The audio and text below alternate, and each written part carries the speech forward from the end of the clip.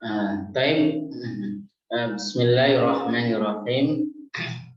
Assalamualaikum warahmatullahi wabarakatuh. Alhamdulillahirabbil alamin wa bihi nasta'in wa ala umurid dunya waddin.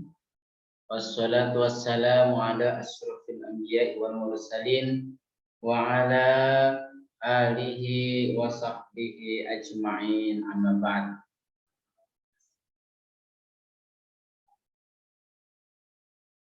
Bapak Ibu, kawan-kawan, saudara-saudari sekalian yang hadir di kesempatan kajian The ASEAN Forum for Maqasid Studies pada malam hari ini. Saya mengucapkan terima kasih yang sebesar-besarnya atas kehadiran antum semua, atas kehadiran Bapak, Ibu, saudara-saudari, kawan-kawan semua pada malam hari ini.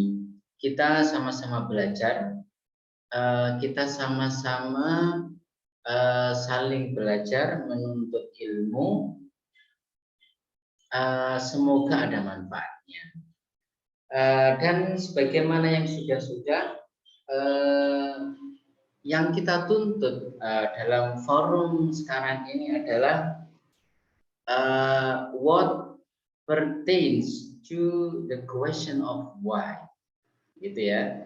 Jadi tentang banyak sekali yang akan kita bahas sebenarnya pada malam hari ini, dan edisi-edisi selanjutnya yang berdasarkan pada kitab Syekh Ali Ahmad Al-Jurjawi, yaitu Hikmatut Tasyri' wa Falsafatu. Jadi semua tema-tema tersebut kalau kita ambil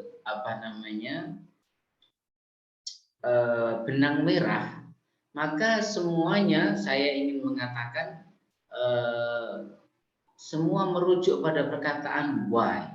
Dan sebagaimana kita ketahui bahwasanya pertanyaan why inilah yang sesungguhnya mendasari munculnya apa yang disebut sebagai illah dalam hukum Islam.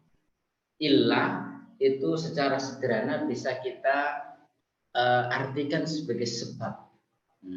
Illatu hadzal hukam, illatu qasris shalah wa idza darabtum fil ardi. Nah, itu karena lis safar. Darabtum fil ardi artinya safar.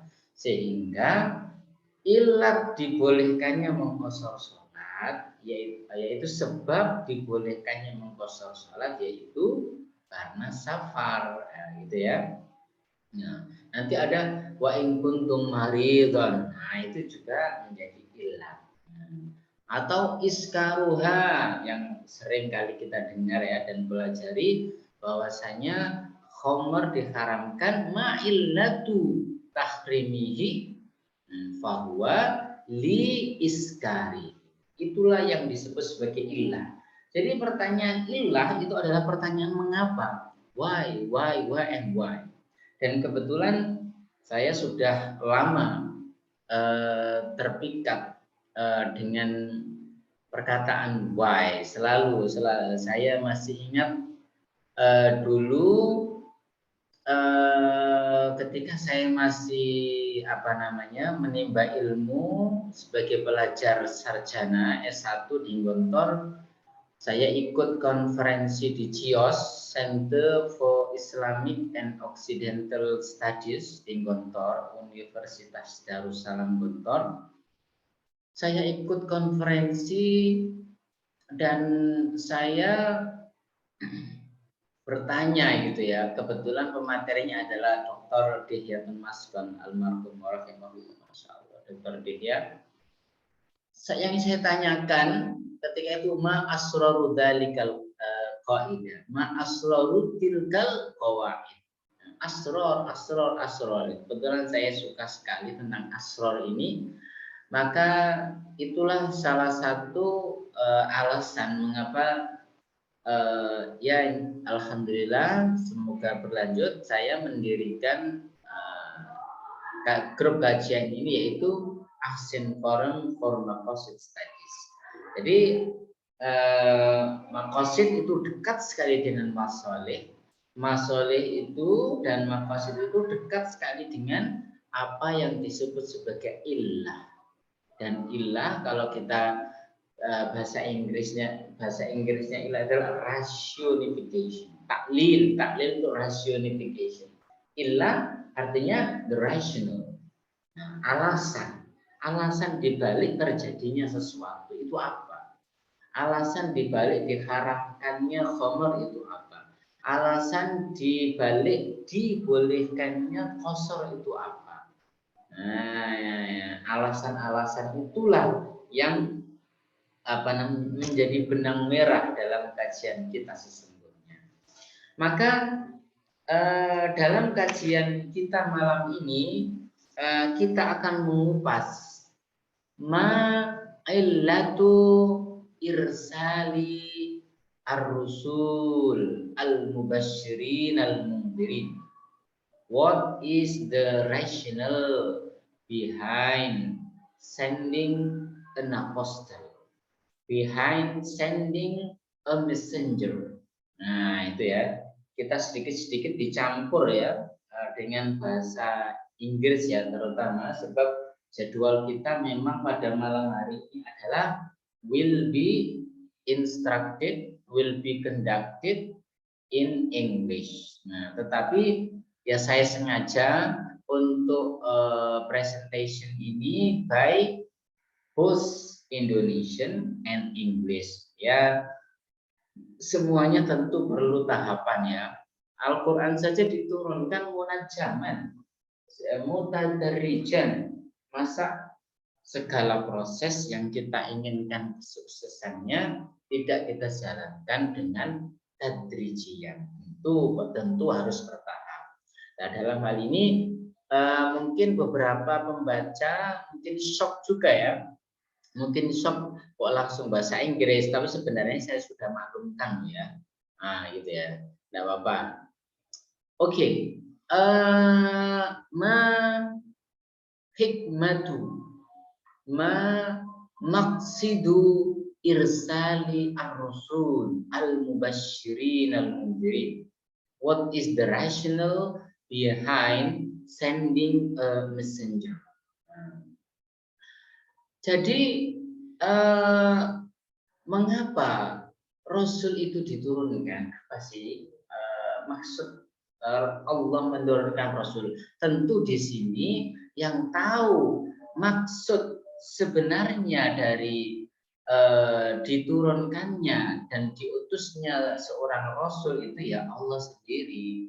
Kita dalam posisi ini sebagai manusia itu hanya dalam tanda kurung ya menebak ya, memang kita menebak ya, menebak yang berdasarkan ilmu pengetahuan, berdasarkan khobar sodik, berdasarkan petunjuk yang ada di dalam Al-Quran dan hadis. Jadi meskipun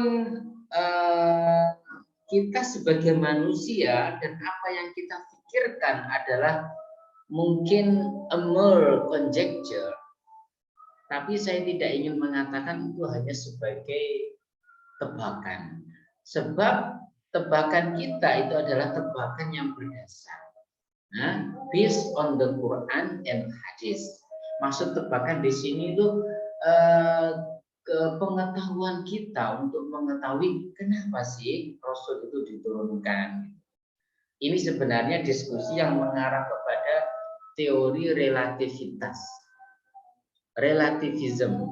Nah, bahwasanya manusia itu semua yang dihasilkan oleh budi, akal budi manusia itu tidak lain hanyalah a mere conjecture.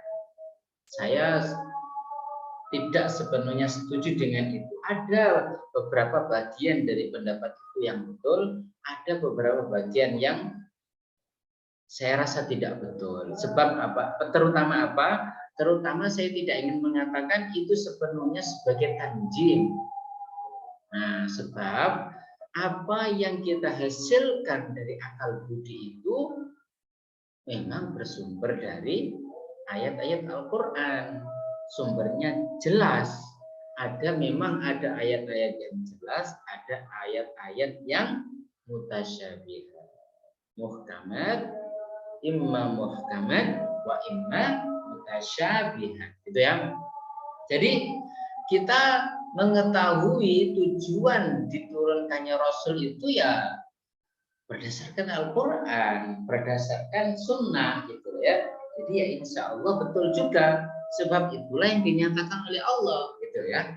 Oke, jadi yang pertama ini rasanya juga sudah sudah kita ketahui ya. Apa sih alasan diturunkannya Rasul? Yang pertama adalah wama arsalnaka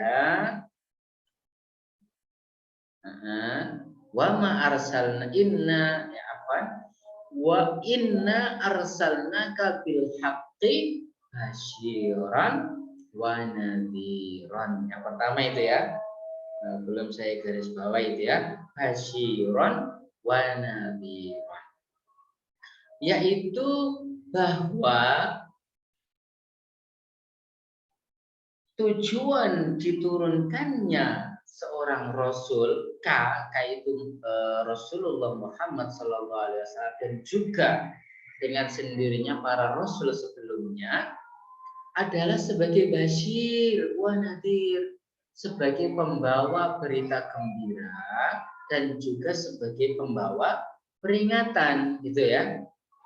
Lah, apa sebenarnya berita gembira yang dibawa oleh Rasulullah? Apa juga peringatan yang dibawa oleh Rasulullah dan para rasul-rasul sebelum beliau itu? Saya ingin mengatakan bahwasanya kabar gembira yang diberitakan oleh Rasulullah itu adalah ya ini ya, rahmat, nikmat, karunia, gitu ya. Artinya karunia Allah itu, rahmat Allah itu, kemaha Rahman dan Rahimnya Allah itu berada di dunia sebagian, maksudnya ya. Jadi kabar gembira, kegembiraan yang diberitakan oleh Rasulullah itu sebagian memang ditakdirkan untuk dirasakan oleh manusia ketika mereka hidup di dunia. Contohnya, orang yang baik pasti akan dipertemukan dengan orang yang baik. Suami seorang laki-laki yang baik insya Allah dipertemukan dengan istri yang baik. At-thayyibuna lit-thayyibat. Tetangga yang baik, yang suka mengirimi sup misalkan, yang suka weweh dalam bahasa Indonesianya itu ya, suka memberi sedikit meskipun sedikit tapi rutin, menunjukkan empati, simpati dia, pasti insya Allah dia tetangganya juga akan ngasih tetangga yang ngasih tersebut. Artinya fajaza'u hasanatin, bukan, kalau hasanatin bukan hasanatun itu ya, tapi kalau fajaza'u hasanatin hasanatun misluha wa ma a'laha. Kalau kebaikan itu dibalas bi ahsana minha, fahayyu bi ahsana minha. Gitu ya.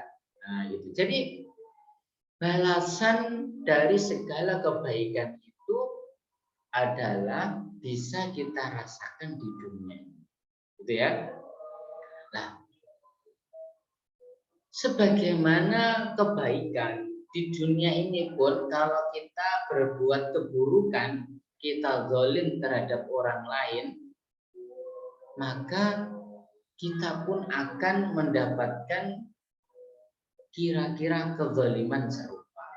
Barang siapa yang memukul, kok tiba-tiba kita memukul kawan kita, pastilah dia marah. Sekurang-kurangnya dia marah. Kalau dia mungkin sama-sama temperamen dengan kita, maka akan dipukul juga kita akan dipukul juga oleh dia. Nah, gitu ya. Jadi fajaza'u sayyi'atin sayyi'atun misluha. Nah, gitu ya. Lah, apa yang ingin saya sampaikan di sini adalah bahwasanya balasan dari kebaikan-kebaikan tersebut, balasan dari keburukan-keburukan, dari kezaliman-kezaliman tersebut sesungguhnya tidak semuanya bisa ditunaikan di dunia. Ada kebaikan yang ternyata baru ditunaikan balasannya ketika di akhirat. Kira-kira demikian. Dan saya yakin itu ada. Maksudnya seperti ini. Saya sendiri melihat ya. Saya alhamdulillah berusaha untuk istiqomah 5 kali sholat itu terus diusahakan meskipun bolong-bolong juga ya di masjid. Lah, ketika di masjid itu saya melihat dengan mata kepala saya sendiri ya, ketika sudah tidak ada orang, semuanya sudah pergi, saya kemudian keluar dari pintu, tiba-tiba ternyata masih ada perempuan di balik tabir. Ternyata masih ada perempuan di balik tabir, dan apa yang dia lakukan? Menurut saya dia tidak tahu saya ya, entah tahu apa tidak ya. Tapi saya pikir dia tidak memperhatikan saya. Dia itu setiap kali sholat 5 waktu, masya Allah. Saya diam-diam mengagumi dia ya. Ternyata dia menyelipkan duit itu di di kotak masjid. Dan itu bukan sekali saya melihatnya, beberapa kali gitu. Jadi, terhadap kebaikan-kebaikan seperti itu, ya mungkin juga Allah itu membalasnya. Tapi katakan dalam pandangan manusia, dalam kasus ibu itu yang dia berdagang di pasar, dia menyisihkan keuntungannya setiap hari 2.000 rupiah untuk dimasukkan ke masjid, ke kotak masjid itu, tidak ada orang yang mengetahuinya, tidak ada orang yang memujinya. Apakah lantas amalan itu hilang begitu saja? Ya, kalau hilang begitu saja ya berarti Allah tidak adil dong. Keadilan kan kalau baik dibalas setara bahkan lebih, kalau buruk dibalas serupa kan. Nah, kalau itu sudah ya sudah, berarti naudzubillah ya memang tidak, Allah tidak adil dong. Ya, kan tidak mungkin Allah tidak adil. Maka wujud dari akhirat, wujud dari basyiron wa nadhiron itu adalah hadirnya kehidupan akhirat. Hadirnya kehidupan yang gaib, yaitu kehidupan akhirat. Sama keburukan. Keburukan itu akan tidak selamanya keburukan itu mampu diselesaikan di dunia. Balasannya maksudnya. Contohnya Hitler. Hitler itu membunuh 6 juta orang Yahudi dan jutaan orang lain, baik dalam Perang Dunia Pertama maupun kedua. Matinya bagaimana? Matinya ternyata dia bunuh diri. Dia sepanjang hidupnya tidak dipenjara. Lah, terus apakah lantas kok enak sekali yang dibunuh loh 6 juta lebih, masa matinya bunuh diri? Kira-kira kan dalam pikiran kita ya, dalam akal normal, apakah itu sudah memenuhi rasa keadilan? Mestinya kalau dia membunuh 6 juta, maka dia harus dibunuh sebanyak 6 juta. Bunuh sekali, hidup. Bunuh lagi, sampai 6 juta kali kan, kira-kira seperti itu kan. Ya. Lah, itu kan berarti kira-kira ada kezaliman yang tidak selesai balasannya di dunia ini. Karena itulah Rasul mengabarkan bahwasanya ada alladzina yu'minuna bil ghaib. Maka syarat utama seorang mukmin adalah dia percaya kepada hal yang gaib. Satu hal yang gaib itu adalah hadirnya alam akhirat, hadirnya yaumul hisab. Maka Allah disebut sebagai qadil qudhah, yaitu hakimnya para hakim. Hakim tertinggi adalah Allah Subhanahu wa taala. Maka kehadiran akhirat melalui pengkhabaran yang dilakukan oleh para rasul baik dari Nabi Adam sehingga Nabi Muhammad itu untuk memenuhi rasa keadilan manusia. Sebab apa? Karena kebaikan, karena keburukan yang kita lakukan di dunia ini, balasannya tidak selamanya tertunaikan dengan sempurna. Maka diperlukan alam lain untuk menuntaskan balasan tersebut. Karena itulah kita sebagai seorang muslim akhirnya memahami bahwasanya wujud dari dunia ini adalah sebagai fitnah, sebagai batu uji, sebagai uji coba, sebagai mazra'ah, sebagai la'bun walahwan, sebagai ujian untuk menuju akhirat. Dan di akhirat nanti itu basyiran yang sesungguhnya adalah surga dan nadhiran yang sesungguhnya adalah neraka. Jadi itu ya, basyiran wa nadhiran. Saya ulangi sekali lagi bahwasanya busra, basyiran itu memang kita rasakan sebagiannya di dunia ini. Namun dan kita akan menuntaskannya di akhirat nanti sebagaimana juga keburukan. Itulah maksud mengapa Rasul itu diutus. Nah, ini menjawab persoalan sebagian kawan-kawan non-muslim kita yang mengatakan bahwasanya ketika seorang mati itu ya mati gitu saja. Kalau mati ya mati.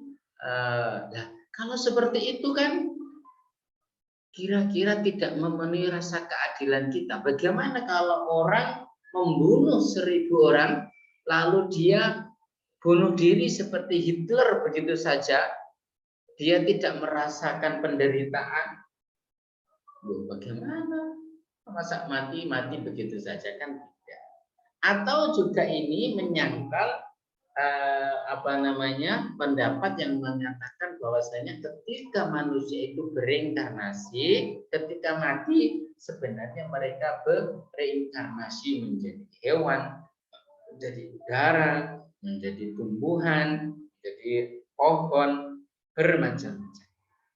Jadi itulah yang ingin saya sampaikan, bahwasanya Rasul-Rasul itu diturunkan itu salah satu tujuannya adalah sebagai basyiran, yaitu pemberi kabar gembira akan datangnya pembalasan yang sebesar-besarnya, yaitu di akhirat nanti.